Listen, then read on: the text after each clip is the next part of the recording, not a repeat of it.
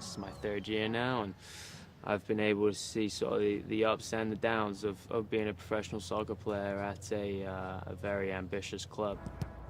You know, what it takes to not just get into the starting 11, but then to stay there. You know, obviously I've been there and I've experienced some highs with the team and had some very good performances. But then it's a matter of staying there and becoming more consistent, and now becoming more of a player who's heavily relied on, which is my goal, which is the goal of all our guys. And once again, you know, it's stiff competition in the middle of midfield for me, and it's something I look forward to. It's something that makes me better. It's something that makes my competitors better. I felt like I've had a good start to the season, a very strong preseason, and so I'm looking forward to you know, showing what I can do and showing that, you know, I need to be considered for the 11 every week. You know, when we spoke a couple of years ago now, your girlfriend was finishing up school. Yeah. You guys still together? We are, yeah. She's living in Seattle now. We have a new member to the family. We have a puppy now. So growing up right before your eyes. What kind of dog? We have a 6-month-old golden doodle named Rue, who's growing up very quickly. Had him about for 2 months now, and it's a lot of fun. You know, I grew up with dogs my whole life. My family is dog crazy. We've always had at least 3 or 4.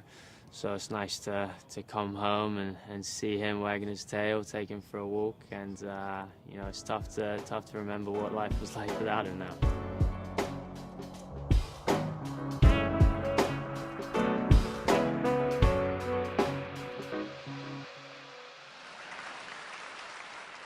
So actually, this is a good transition. You got Chad Barrett sitting over there, ready to be victimized by me. A new guy. So all you guys are learning what the strengths and what you guys are about. If I were asking you to describe the merits of the Chad Barrett pickup, what would you say about him? Oof, with him right there. His ears are open. Chad brings what a lot of our new guys epitomize, is this really strong work ethic, and something that we were criticized for, whether it was fair or unfair, you know, is up for debate, but something we were criticized for as a collective group last season was just, you know, the team chemistry, the willingness to work for each other, and that's something that the coaching staff has gone out and fixed without a doubt. The guys they brought in, and Chad's probably one of the ones you really look at as just a guy who's now gonna do whatever it takes to win for the team, you know, whether it's 5-a-side game in training, whether it's at CenturyLink in front of 40,000-50,000 people. You know, he's gonna be in the right place as a forward. You saw it in the first match against KC. You know, that goal, just a typical poacher's goal, but somebody needs to put their body on the line, and he's the guy who was in there and reading the game. He's a very experienced player, understanding, you know, what he needs to do in the moment, whether it's play simple and lay the ball off, whether he needs to stretch the defense long and make some runs in behind.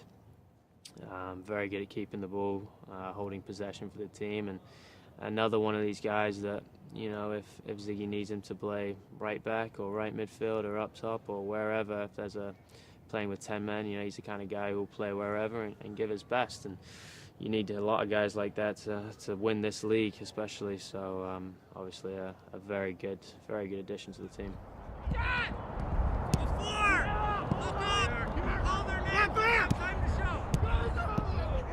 First impressions, I try not to actually tell people what I do or who I am. You know, I kind of like to let them judge me for me type thing. But I'm Chad Barrett. I play for the Sounders. This is my 10th year now, and it's been quite a journey, you know, for 5th team. When I started, I definitely didn't intend on playing for 5 teams and, you know, jump around the league, but there's a lot of great discomfort, the people I've met, the teams I've played for, you know, won some cups, and, you know, really enjoyed myself. And, you know, now that I'm finally here in Seattle, you know, back up in the Northwest, close to my home, close to my family, friends, you know, and on such a great team, you know, I really feel that, you know, a lot of good can happen this year.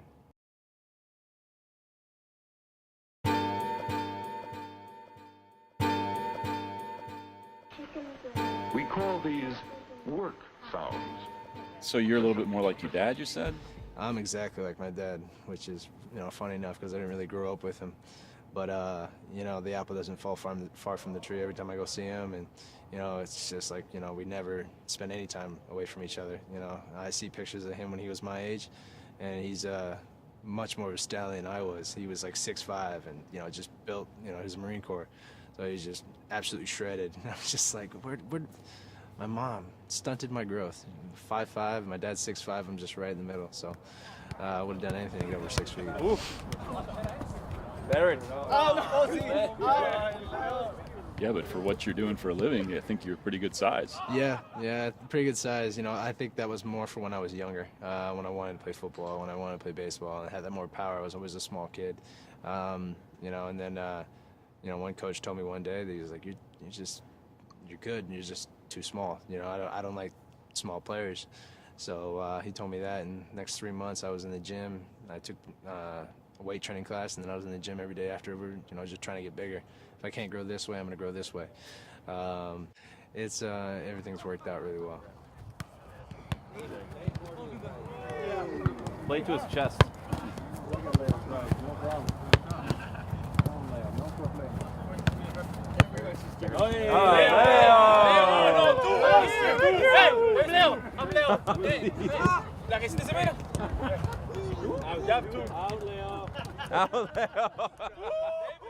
What sport was it that the coach you told you were too small? It was soccer. It was soccer. It was the regional team. The coach was Tim Schultz. And you could definitely see it. All the guys in the starting lineup, you know, when you're, 14, 15 years old, it actually makes sense to put all the bigger guys out there because they're bigger, stronger, faster than all the other underdeveloped kids as of yet. And I was an underdeveloped kid. I had a bunch of skill, but I just didn't have the size. I'd get pushed up the ball so easily, all that stuff, and I knew that. But, it's, I was fast. I had other attributes, and I tried to explain that to him. He's just like, Chad, you just need to get bigger. And then I hit 16 and, 5 inches up and put on a bunch of weight in the weight room and stuff like that. And, after he saw me change, then I was starting for the Region A team instead of the Region B team. And, I think that, once I got bigger and got to actually my actual size and started to get used to playing this actual weight and this height, then, that's when my soccer career really took off. USA versus Mexico. USA! David, you win either way. So I'm sure you've been asked about this, but I don't actually know. The goal a couple weeks ago, the home opener. I vaguely remember that, yeah. Was that one of the better moments of your career? Yeah, for a bunch of reasons. We also have an old new player back with us, Mr. Dempsey.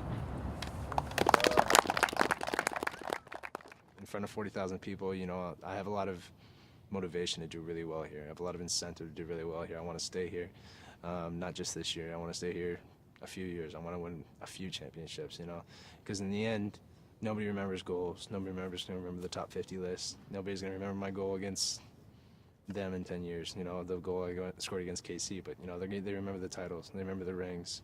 You get to wear the rings around. And after I won my first one in LA, that's all I want. I just want rings. We call these work sounds. Listen.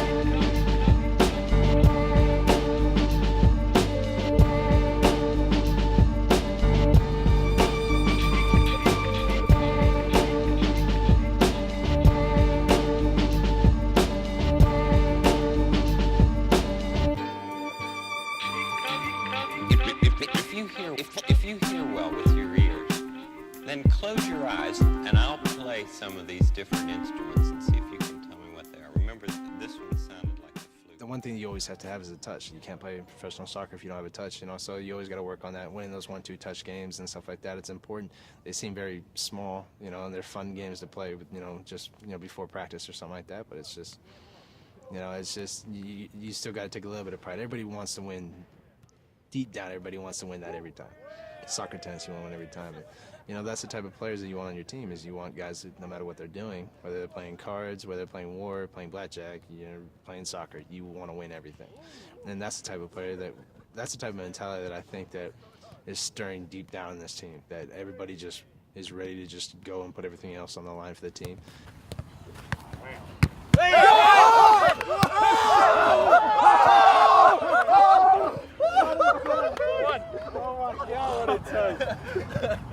Well, that's it. Two more. That's two. One. Oh, no. What? One. Was there only one, two? Two. No. What? One.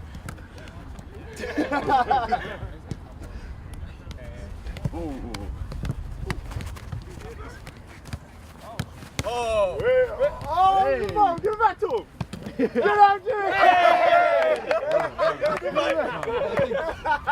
It's my ball. It's my ball going home. What time is it? You're your kid? Oh, I'm out? I'll take my ball. Oh, yeah? I gotta go home. Yeah, that's right. Yeah, that's right. I can hear my mom call me from 2 miles away. I was supposed to be home anyway. Oh. Ooh! Watch out! Oh, unlucky. Jesus, just fuck!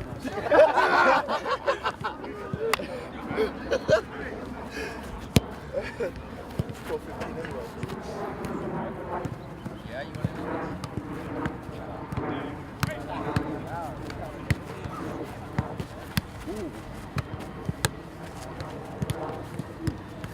Hey! Yeah?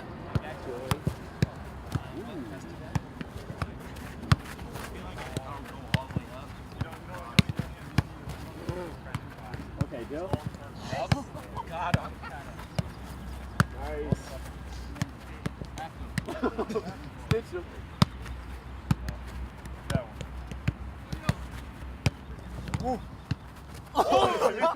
So after that goal against KC, were you conscious of the crowd? I was conscious of the crowd the second I got there, out for warm-ups, I don't want to, speak badly of New England at all, but there was as many people there during warm-ups as, I saw at a New England game. And it's insane. It's just you really can't give them enough praise of how great of fans they are. And when I scored the goal, like I've said before, like I could not hear myself scream. There's 40,000 people losing their minds, and I was one of them. And I'm sitting there yelling, and I really didn't know if anything was coming out. It didn't sound like it to me, and that's just that's just an ode to how great these fans are and how much I want to play for them and want to score for them. Because you get that feeling once, that's the most addictive thing there is. You want to get that feeling again. It's just so pure. And I told a couple of the other guys, I was like, I can't wait for you to score your first goal here. You're gonna go nuts. Any kind of celebration you have planned out, just throw it out the window. You're gonna go nuts. You're gonna lose your head. You're just gonna want to celebrate with the fans, with the team. And that's all I want to do.